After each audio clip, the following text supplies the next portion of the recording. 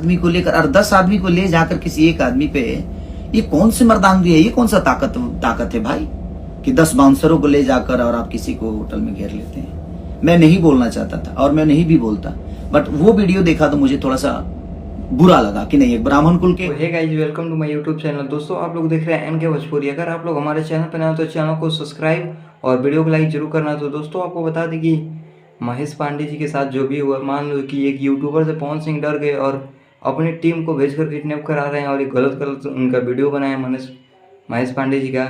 तो दोस्तों, आपको बता दें कि ये गलत हुआ और उनका वीडियो भी वायरल कर रहे हैं। और महेश पांडे आज लाइव आए थे और लाइव आकर बोले हैं कि शायद मैं आज इस दुनिया में ना रहूं।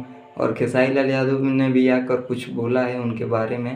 दोस्तों, आपको बता दें कि भोजपुरी इंडस्ट्री में खाली इस समय गुंडे ही चल रहा है, यानी कि खेसारी लाल और पवन सिंह दोनों की टीमों में।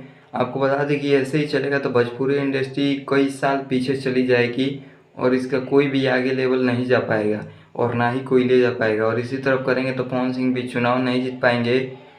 तो दोस्तों, आप लोग हमारे चैनल पर नए हो तो और वीडियो पसंद आए तो चैनल को सब्सक्राइब और वीडियो को लाइक जरूर करना।